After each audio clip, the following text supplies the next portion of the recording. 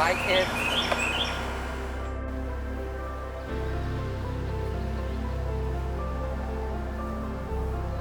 In this video, we will assess how the book's themes and ideas develop through the use of plot development, character development, conflict, and symbolism.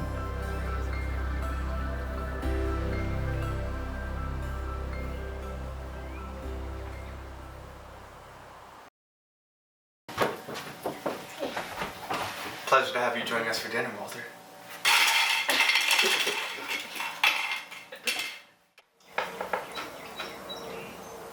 Thanks, Mr. Finch, for the food and for my Popeye corn. It's quite alright. Your father's a decent man. How are things on the farm? Are you growing enough? Can you pass some molasses? Sure, yeah.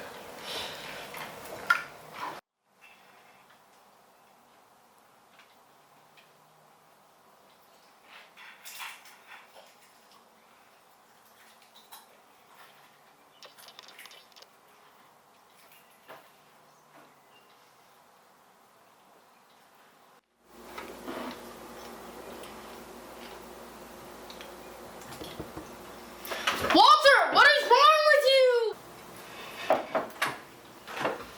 Atticus, he drowns his food in molasses. Scout doesn't understand why Walter would want to pour molasses on his food, and criticizes him for it.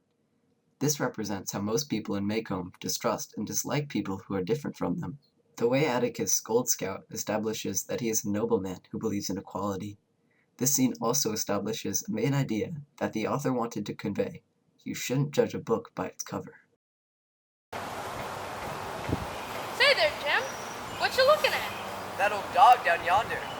What's he doing? I don't know, but we better run to the cow pond. Oh my gosh.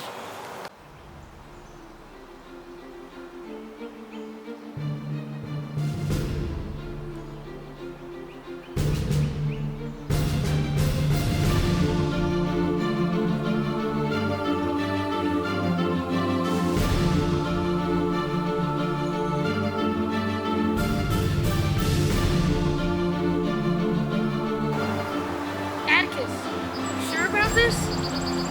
Yeah, I'm sure.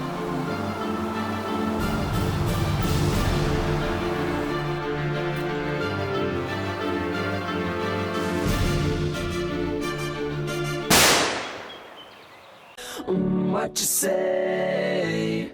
Oh, that you only meant well, 'cause you did. Atticus, I thought you said it was a sin to kill a mockingbird. That's a dog, you idiot. Before watching Atticus shoot the dog, Scout and Jem viewed him as old and feeble. When he makes the shot, he shows that he's been hiding a great talent from his kids. After watching this happen, there's a conversation where Scout wants to tell the other kids at school the next day. However, Jem tells her to not say anything about it. This shows the difference between the characters, as Scout is too young and naive at this point to understand why Atticus would want to hide his talent. Well, Jem does. Atticus believes that people shouldn't take pride in their natural talents, and he feels his shooting prowess is an unfair advantage. As well as developing main characters even more, this scene helps show another lesson that Atticus wants to teach his children: to not be proud of talents that give you an unfair advantage.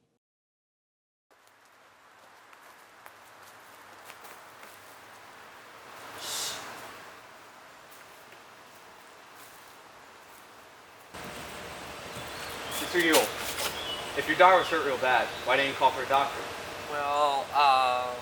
Well, don't you care for her? Yes, of course. I love my Mayella. I just think that it wasn't necessary. Earlier, you said the right side of her face is beat for that. Is that correct? Yes, sir, that's correct. If you don't mind, sign your name on this piece of paper. Do you know how to read and write? Absolutely. What are you trying to say? Nothing at all. So, you wouldn't mind writing your name?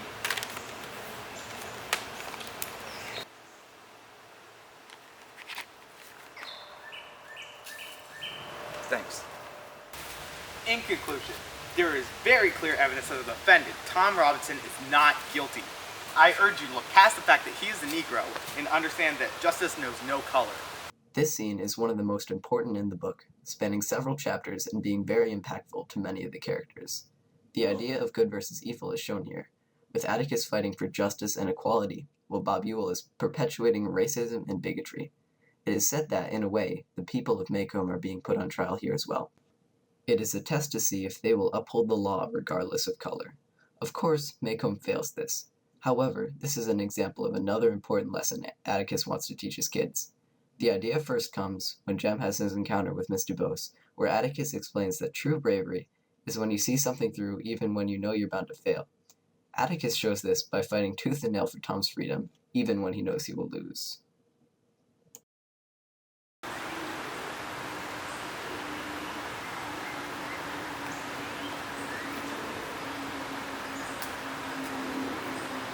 Jim, I forgot my shoes. Push up scan. What's the matter?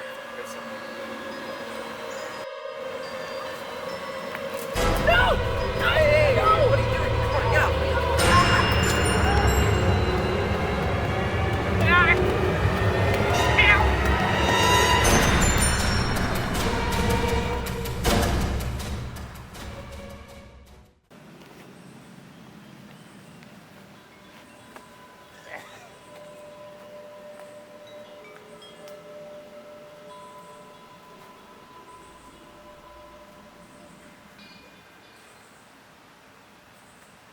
This scene is the climax of the book, and the plot is moving quickest at this point. Bob Ewell continues to be characterized as cowardly and evil as he attacks the helpless children instead of Atticus himself. It is a man versus man conflict, where Bob Ewell is trying to harm the Finches because Atticus shamed him in court.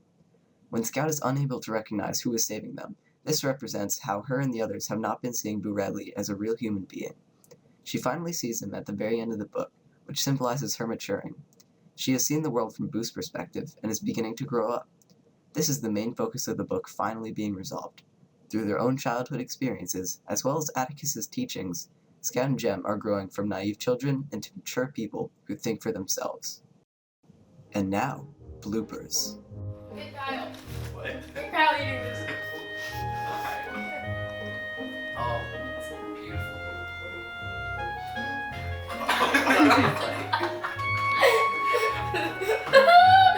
Walter, what are you doing? Stop it! You're ruining it! Walter, you're ruining our nice dinner. What? Phil! And this is Kyle on how to move a dead dog.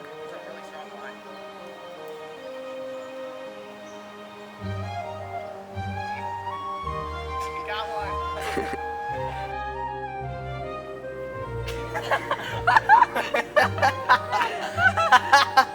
Wait.